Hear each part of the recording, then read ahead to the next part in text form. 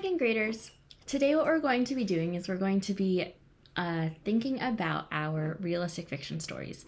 And so when we think about our realistic fiction stories, we've already done the planning for our story. We did our thinking, and now today what we're going to do is we're going to start our draft.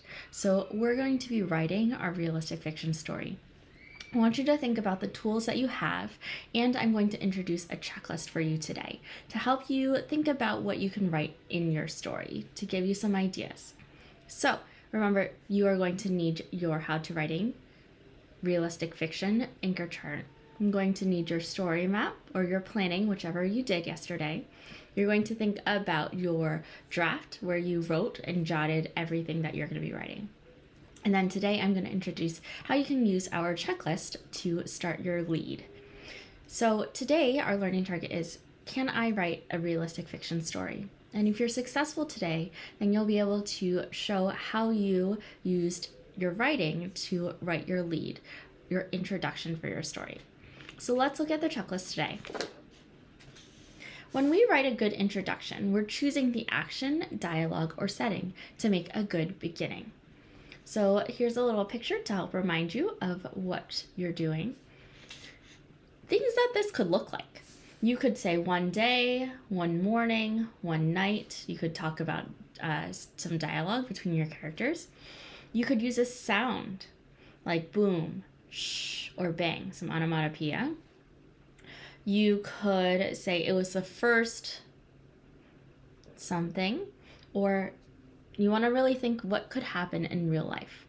So an example, it was the first warm day of spring. Notice they used it was the first.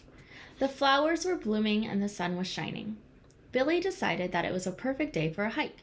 She gathered her gear and her best friend Banjo the dog and got into the car. So it's a realistic fiction story. This is something that could happen. And she was thinking about what could be a good introduction.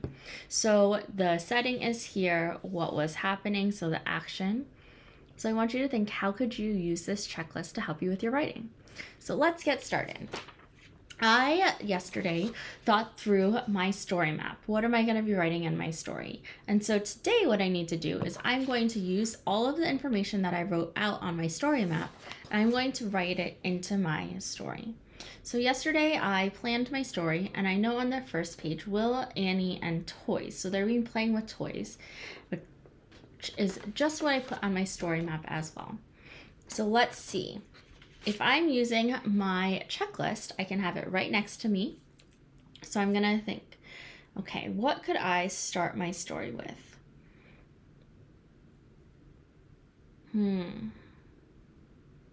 Why do you think?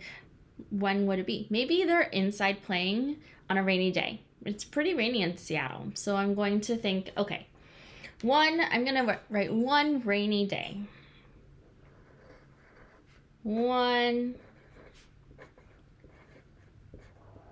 rainy day.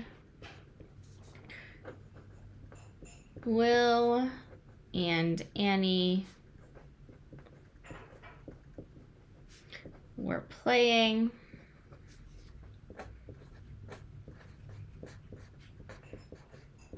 together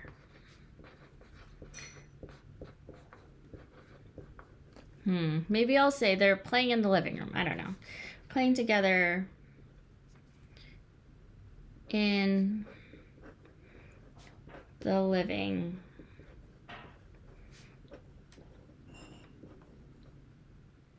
Now I need to think, okay, what else could I add? So I could add some dialogue, I could add some action. Let's see, what else would make a good beginning? Maybe they're making something. They're playing with toys. Wow, this is so cool.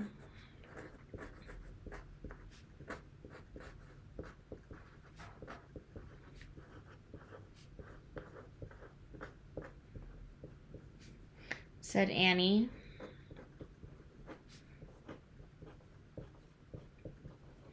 And then I'm gonna, if it's dialogue, then we're thinking, what are they talking about? Wow, this is so cool, said Annie. I can't believe we get to play with these toys.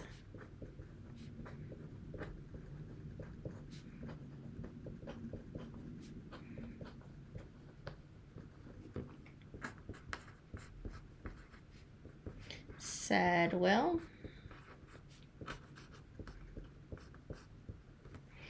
And then I can think, one rainy day, Will and Annie were playing together in the living room. Wow, this is so cool, said Annie. I can't believe we get to play with these toys, said Will. I could add on some feelings. They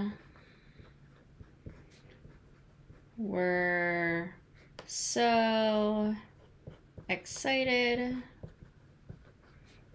to play with their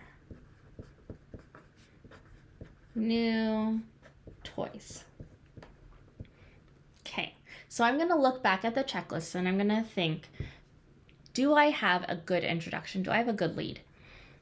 So I chose an action, okay, a dialogue, and setting. So remember, this is just my first draft. I can always go back and make it better. I could add in more information about the setting. I could add in more information about their actions, but this is just to get started. So I want you to think, how can you start to write your lead for your realistic fiction story? Remember, if you're successful, then your lead will include all of these parts, and it'll really get the reader to understand where your story is starting. Good luck!